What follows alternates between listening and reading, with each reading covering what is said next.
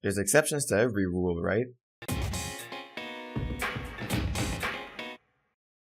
Movie tie-in games tend to get a bad rap from critics and consumers alike, and for good reason. The majority of video games based on movies aren't very well made, as they're mainly a cash grab to promote said movies. But every now and then, some games go the extra mile and end up being not just decent, but good.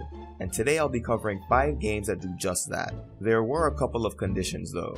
In the interest of fairness, I only considered games that I've actually played and played recently, so that my judgments aren't clouded by nostalgia. Secondly, these have to be tie-in games, meaning that the games had to be made with the intention of promoting their respective movies' release. So games like Battlefront and Telltale's Back to the Future won't be on this list. Also, Spider-Man 2 is not going to be on here either because everyone and their mother has listed this game. I want to shake things up and shine the spotlight on other games, so while I do enjoy it, you won't be seeing it today.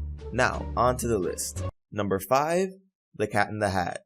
But Sketchy, The Cat in the Hat was a terrible movie. Yeah, so was the first Wolverine, but we're talking about the games, and after playing through it over the past couple of weeks, it's actually pretty good. It pretty much avoids most of the traps that movie tie-in games fall into.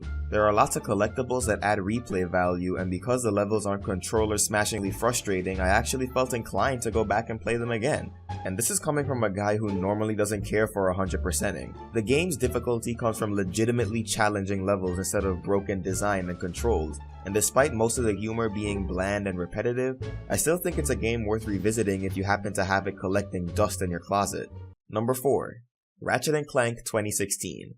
I was wondering whether or not this counted as cheating, but since it's a tie-in to the release of the movie, it still counts regardless of the original source material. First off, Ratchet Clank 2016 is straight up gorgeous. The in-game worlds have a ton of visual variety, and the various effects from using weapons like the pixelizer are fun to watch. Speaking of weapons, there are a good deal to choose from, and the upgrade system makes it easy to tune up your favorites. The sense of humor that was a staple of the original games is not lost here, and it would have been higher on the list if it wasn't so damn short. Granted, the reduced launch price makes up for that, and tie-in games tend to be short by design, but even compared to its peers, it won't take much time to clear this game. Still, I had a great time with it, and I might play it again a few years down the line.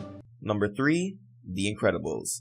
With all the Disney games out there, one of them had to make the list. The Incredibles did a good job at recreating the movie while giving you a chance to play as all the members of the superhero family, except Jack for obvious reasons. My only gripe with this game is the same gripe I had with the movie. Despite it being titled The Incredibles, the focus is mainly on Mr. Incredible, with his family playing more supporting roles, and this is exacerbated in the game. While Mrs. Incredible gets a decent amount of levels compared to her husband, Dash only gets 2 levels and Violet only gets 1, and then there's one level where you play as both children. But since the game has to follow the movie, that was kinda unavoidable. At this point, it gives us something to do while we wait for Incredibles 2 to come out in 2019. Good God, I'll be out of college for 2 years by the time this movie comes out. Is this what it's like to be a Kingdom Hearts fan? Number 2. The SpongeBob Squarepants movie. Okay, I had a hard time choosing between this game and my number 1 entry. Both of them were really fun, well-made games, but after thinking about it for a while, I gotta put SpongeBob at number 2. The game is built on the same engine as Battle for Bikini Bottom, with Goofy Goober tokens replacing the golden spatulas. The one thing this game has over its predecessor is the upgrade system, where you can spend points to either increase your health or make one of your attacks stronger. But in exchange, the game is more linear since it has to follow the plot of the movie, so you have to play the stages in a set order. And since Sandy didn't play a big role in the movie, you lose her as a playable character as well. In spite of these losses, however, the game doesn't forget what made battle fun in the first place, and has some great platforming, level design, and enemy variety. It's one of those games that I'd hold on to rather than sell. Now, before we get to the top pick, I want to give out some honorable mentions. The first goes to X-Men Origins Wolverine. I've only played the demo, so I couldn't put it on the actual list, but I liked what I saw.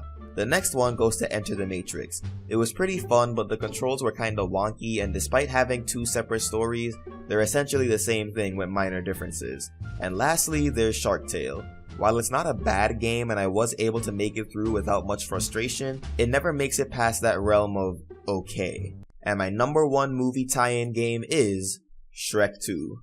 Oh my god, this game. Now, the first Shrek game was quite a mess, and it didn't even follow the events of the movie it was tied to. But Shrek 2, much like its movie, was a major improvement. Instead of being a single-player adventure, Shrek 2 is a 4-player co-op game, with each level giving you 4 of the 9 playable characters based on where you are in the story. No one character plays like the other, and each of them has their own unique ability. The game's design allows you to seamlessly switch between characters, and it encourages teamwork between them, which is great for when you have a full party of 4. And even if you don't, the game is still fun as a solo experience, and that, along with being the only game on this list with local multiplayer outside of minigames, was the deciding factor that made Shrek 2 number 1. Of course, I can't play every video game in the world, and there are several eras of games before my time, so I'm sure there are some gems that I missed, and I'm looking forward to seeing what tie-in games you guys think are pretty good.